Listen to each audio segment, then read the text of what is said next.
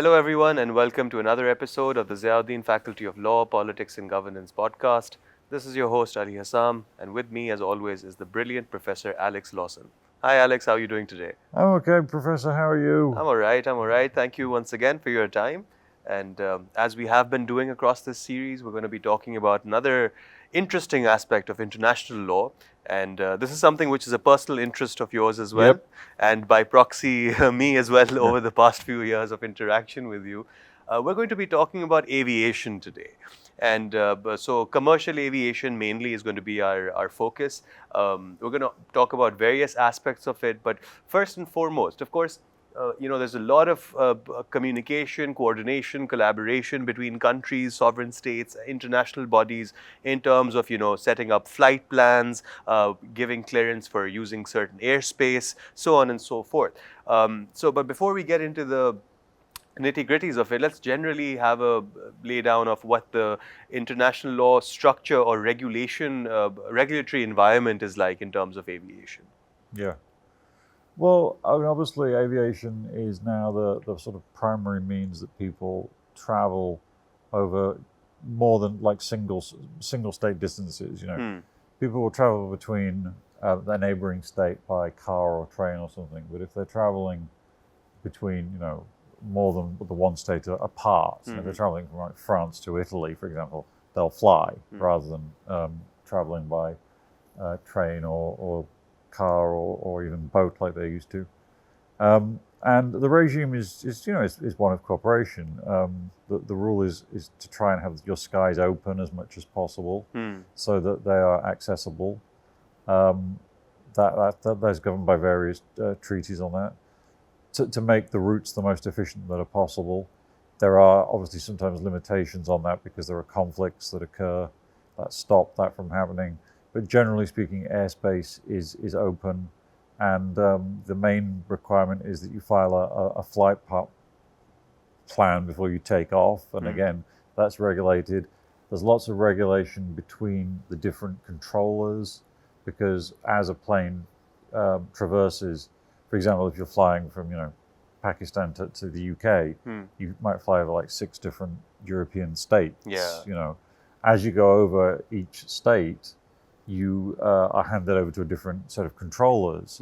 Normally nothing happens, but obviously in the event something does happen, you are under the control of whichever territory you're over. So those traffic controllers will check in with the plane as it flies over and say, welcome to our airspace, is everything okay? Okay. Just carry on flying on your flight path. And it's pretty openly regulated. There have been some exceptions, and there are some exceptions to this day that are not related to conflicts. There are some states that refuse to allow their airspace to be used for political reasons. For example, when South Africa was racist, South Africa, almost every state in Africa refused air clearance for South African Airlines flights. As soon as they had to fly very difficult routes. If you wanted to fly from, for example, South Africa to France, you couldn't fly over Africa, which meant that potentially you would have to fly to an Asian destination and then across Asia. But even then, there were some Asian countries that didn't let you. And that's still true to this day for some states and Israel. Right, I see. And if I'm not mistaken, an airplane, depending on the sort of fuel capacity, the engines of the airplane and whatnot, it has to stay within a certain range of an airport or land. Yeah, there are rules about this, and you're exactly right. The most famous is called ETOPS, which is Extended Twin Operations. ETOPS was introduced in the sort of the 1980s. It's the reason why the airplane like the 747, which is an airplane that's disappearing now, virtually no airlines fly the 747 anymore, had 4 engines because the rules used to be very strict that if you had 4 engines, you could fly across the Atlantic, say. I see.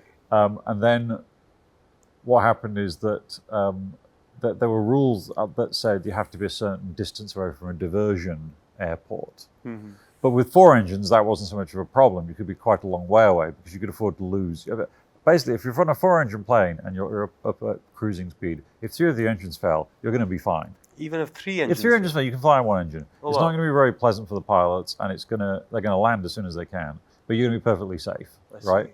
And the chances of 3 engines failing are astronomically small. Of course. What happened is that engines became more reliable, and that's why there are very few 4-engined airplanes anymore. The only other one is the A380, which, as we know, has been a failure, commercially speaking. And they introduced ETOPS, which extended twin-engine operations rules, which said that airplanes could fly over the Atlantic and the Pacific and be further away from a diversion airport than they used to be, much further. No, you're absolutely right. I'm noticing this trend with new airplanes that they're making the engines, there's still 2 engines per aircraft, and they're massive. Yeah. I mean, they're much bigger than the previous engines you'd A see. 777 is virtually the same capacity as a 747. And the 777 is basically what replaced the 747 in Boeing's product offering. And they've gotten a lot more fuel efficient as well. Well, but 2 engines is more efficient than 4. It's always going to be more efficient than 4.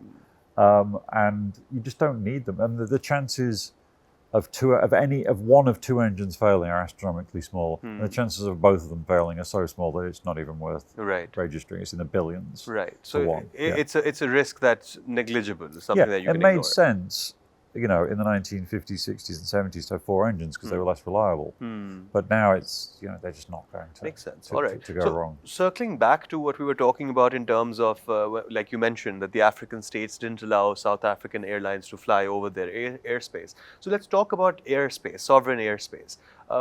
Is there a sort of height ceiling to that airspace that a country can claim as their own sovereign airspace? How do countries essentially control their airspace, and what are the parameters of this? This is a bit of a grey area because the height was something that originally was not regarded as that problematic because you couldn't get that high. You can't fly an aircraft. The actual absolute limit is said to be 100 kilometers, but practically speaking, it's much, much lower than that. You can't really fly an aircraft that high. Maybe 15 to 20 kilometers is the absolute limit that you can. And so it was kind of theoretical. And then what happened is satellites came along, and satellites obviously operate in space. And there was a debate about whether you should just carry on saying that airspace just carries on forever. It just goes up and up and up. So the airspace of Pakistan is infinite. It just goes to an infinite distance through the space, through the stars. And that was abandoned with the idea that space was kind of the limit. Space is open. There is no territorial space. So satellites fly over Pakistan all the time. Indian spy satellites fly over Pakistan. Pakistani spy satellites fly over India. But wouldn't it be a problem if there's a geostationary satellite specifically positioned over a specific country? There's no laws to prevent that whatsoever. Yep. You're right, a geostationary satellite, that's a satellite that appears to be in the same spot in space because its orbital rotation is the same as the rotation of the Earth. Absolutely. Yeah. So it appears to remain in the same place in space. There's no laws about this. There were discussions about this in the 50s when it was potentially going to happen, and it did happen. But no, space is just open for anybody. There are rules about safety and things like that, but it's not illegal at all to have a satellite flying over another.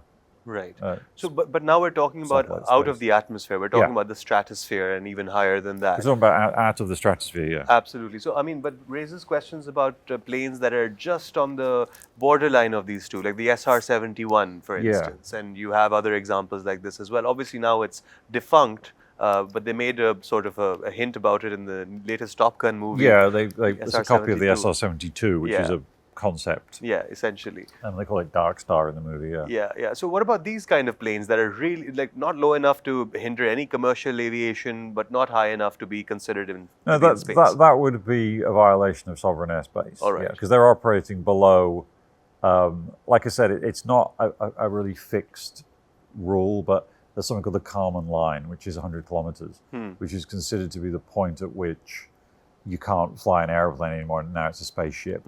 And incidentally, the Kármán line is the line where when, for example, Jeff Bezos, the Amazon guy, has his rocket that goes up. That goes to that altitude and comes back down again. I see. And then when you see people flying these Blue Origins, that's what they're doing. They're flying at like 110 kilometers and come back down. That's the definition of space. I see. So above that point, you'd be considered a spacecraft, and you could do what you like. But conventional aircraft can't get anywhere near that Naturally. altitude. Naturally.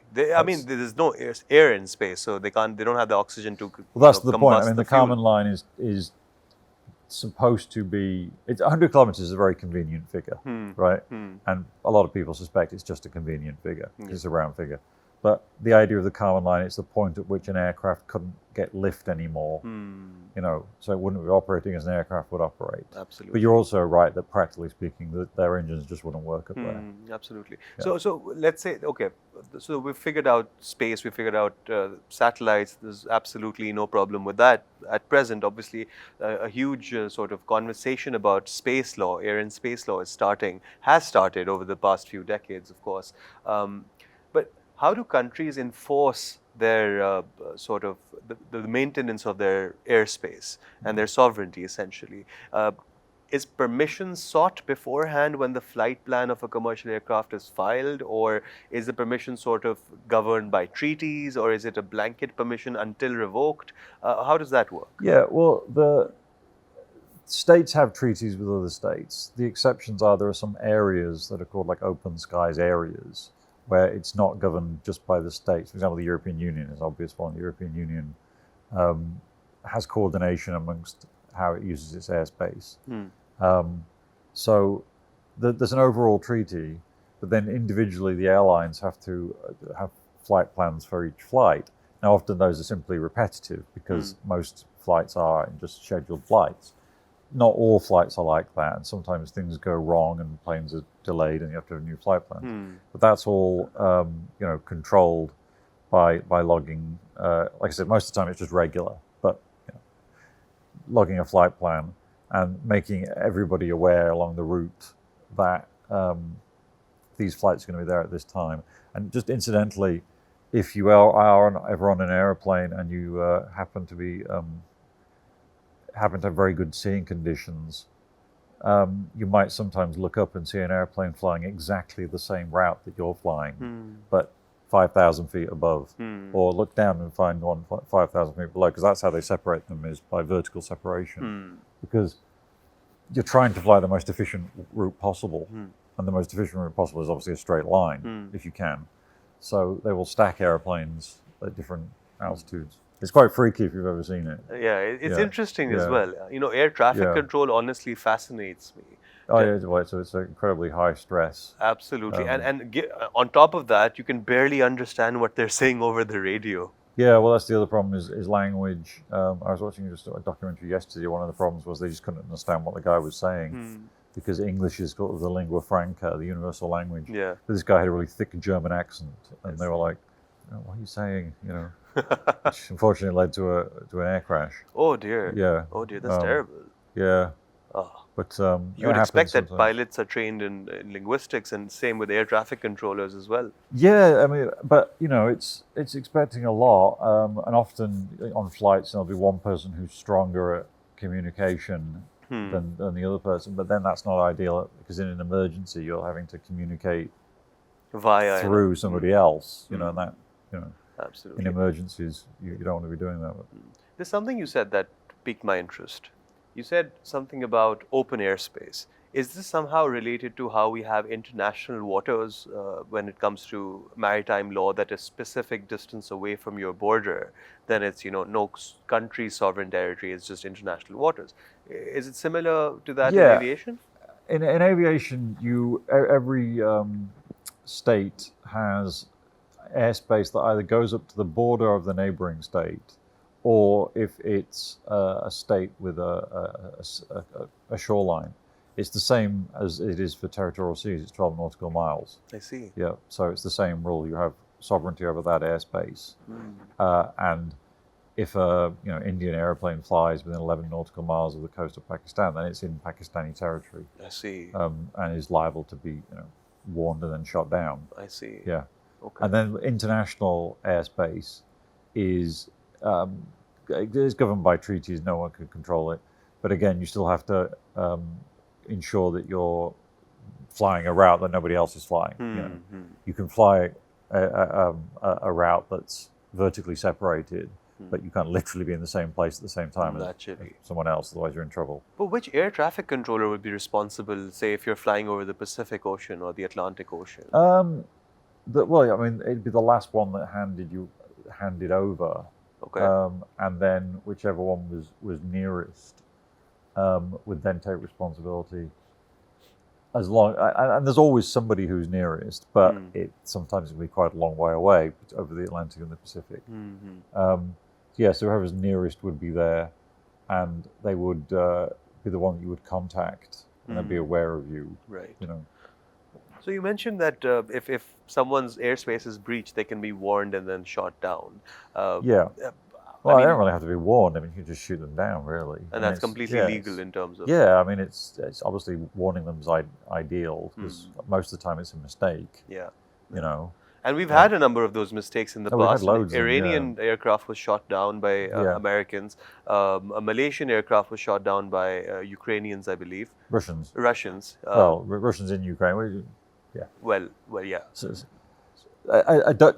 a Netherlands court is satisfied that it was Russian rebel groups in relation to that Malaysian flight. It was this Malaysian Airlines had a lot of bad luck. Yeah, unfortunately, with the airline disappearing and then another one getting shot down.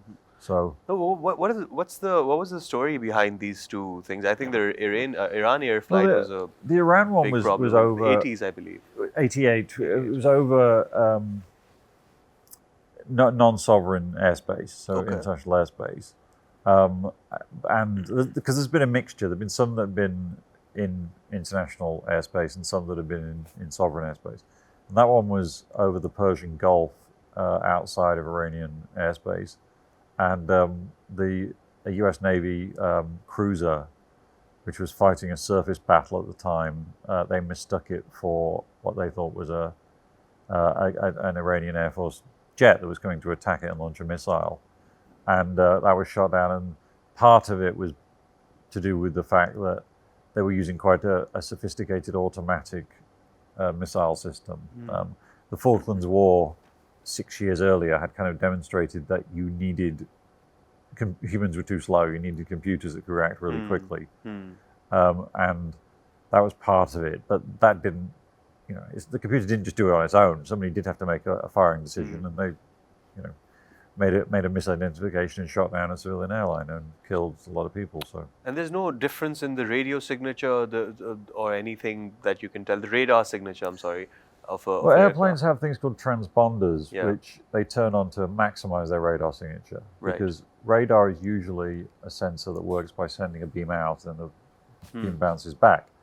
But a transponder essentially amplifies the response. So when the radar hits it, what comes back is much stronger. You're supposed to be able to tell the difference, but it's a regular military tactic to turn your transponder off, and the transponder doesn't tell you what the thing is. It just tells you that it's got a transponder on. I see. Nowadays, it should be a lot better because of GPS technology that should be able to pretty much tell you what everything is all the time. There are loads of websites you can follow, and people do follow them all the time, like Sky Tracker and stuff. My father does this when I'm on an airplane, because my mother gets nervous, and my father's like, well, it's taking off, here it is, and it's landed. So the old thing of like, I'll text you when we land is kind of like, you can actually track. We can see it in real time. In real time, we can see your flight. And unfortunately, if your flight suddenly disappears, then you can in real time know that your family have gone. Oh dear. The marvels of modern technology. Yeah, so this technology is open to almost everybody, but it can still, back in 1988, it was easier to misidentify. Of course. So this was a case of mistaken identity. What about the Malaysian aircraft flying over Ukraine? Yeah, well, that's again an odd one, because it's difficult to believe that they would have shot it down on purpose. Because what possible advantage does it gain other than that? But also, what we suspect is the case is that the people operating the system were probably not actually that familiar with it. In the Ukraine, this is Ukraine back in 2014, around about that time, when before the Russians had fully invaded, where you had some Russian regular forces and some Russian irregular forces, who were basically, just volunteer freedom fighters or whatever. And if they'd been given control of a quite sophisticated missile system, and by the way, Russia makes the best surface-to-air missile systems in the world, them and the Israelis, they may just have misunderstood what they were looking at, and just had no idea that they were shooting something down that was that high up and was obviously of no threat. It's difficult to know. We kind of know that they did it, but it's difficult to imagine that they could have really, it must have been a mistake. But it's tragic that such a avoidable mistake is happening in this day and age, actually. Well, it happened again in 2020 when the Iranians managed to shoot down an airliner, and most bizarrely of all, an airliner that was actually leaving their own airspace. Right. It was in their own airspace and was leaving their own airspace. They managed to shoot it down because they thought it was an American missile attack. Oh dear. And ironically enough, that was in fact a Ukrainian aircraft with Ukrainian tourists on board. So it will continue to happen, and because aviation is so safe, these kinds of incidents disproportionately appear to make it unsafe. You see what I mean? It's like regular crashes are so unusual. The occasional accidental shoot down will essentially double the number of people who die in a year. No, I hear you, of course, but you know how we perceive risk, and Paul Slovic wrote an excellent paper on the perception of risk. That it's not the statistical likelihood of harm occurring; it's the magnitude of the harm and the perception of that harm. And what you're describing is risk versus likelihood, and basically, and risk is exactly the right thing to talk about because humans. But just so that people know, if you look at the average, the number of people who died in plane crashes on average in the last 5 years is about 300 a year, which is so close to nothing. It's much safer than driving. Way safer. You're much more likely to be killed driving to the airport. I think you told me this bit earlier as well, that it's more dangerous walking up and down a flight of stairs than it is to take an aircraft. Oh yeah. Showering and walking up and down stairs are the two most dangerous things that human beings do. Amazing. It's ridiculous because I'm sure whoever we speak to, if we take a general sample from the public, it really wouldn't match this statistical likelihood of harm. If you take an average of 300, that's like one major aircraft crashing, or maybe two slightly smaller ones crashing a year. And, you consider how many millions and millions of people travel every year. Yeah. It's, you're just... infinitesimally and also, small. we can isolate geographically where those risks are. And, if you take out Africa, then nobody died. African Airlines are still a bit behind in safety terms. I see. So internal checks aren't that strong, you're saying? Indonesia used to be infamous as being like the most dangerous place for airlines for like a decade, and they've kind of cleaned their act up. And former Soviet states, Russia, and they've cleaned their act up. And somewhere has to be the worst, and Africa's probably the worst now. But you're never going to get it to zero. But fair enough. I would like to shift the conversation a little bit, Professor. So we've spoken about the regulation, we've spoken about how countries manage their airspace, we've spoken about accidents that have happened. Let's talk a little bit about very conscious efforts that certain non-state groups have made to create problems or get certain demands met. We're basically talking about hijacking and terrorism. So how is that dealt with in terms of aviation? I know 9/11 was a landmark moment where all the safety protocols of airports were revamped, all the security checks and the baggage checks. And as we were discussing the other day, that they even count the number of bags against the number of passengers who boarded. And if there's a mismatch, or if someone took a boarding pass and didn't board the plane, they would actively stop that flight and get the bags off before they allow the flight to leave. So definitely checks have been put in place. But generally, what is the scheme of things in terms of dealing with terrorism? Yeah, there's the Montreal Convention on the Suppression of Illegal Acts Against Aircraft, which governs this. And codifies the law and has minimum requirements, ensures cooperation between states in terms of safety, and has been very successful in helping to suppress terrorism. The actual law is pretty old, actually, and hasn't changed that much. What happened is what you described, which was just that it was just taken far more seriously, and it's almost impossible to hijack an airplane now, and it's almost impossible to bomb an airplane now.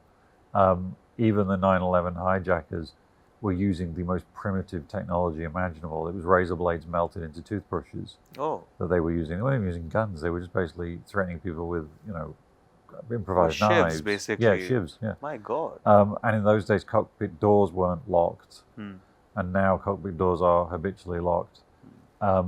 Aircraft will, not all, but a lot of aircraft will have a sky marshal on board who is a passenger, who is not really a passenger, is armed.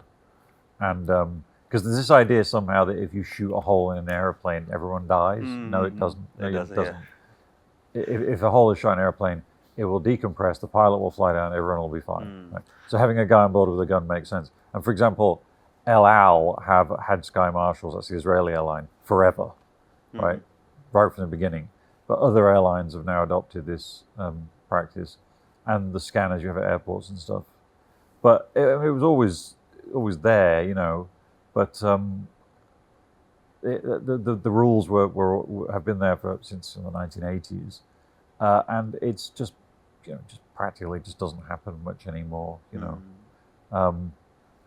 Which is, of course, a sigh of relief, but we've had quite, prolific, sort of occurrences in the past in which people have hijacked planes, landed them, had their demands met, and, kind of like disappeared. And then you have the infamous case of D.B. Cooper as well. Oh, yeah, who's never been found, who's still to this day remains. For those who don't know, this D.B. Cooper is the man who was it a treasury plane carrying dollars or something? Yeah, dollar bills, and he was on this plane and he knew that there was a treasury agent with all these dollars, and so he took the thing and then parachuted out the back of the plane and was never seen again. Now, almost certainly he died, as in he made a mistake and his parachute didn't open. But to this day, people are still like, where is D.B. Cooper? It's an interesting mystery to talk about as well. Because that's very, very unusual. Yeah. The most recent phenomenon, which is the one that's really kind of the darkest, is plane suicide.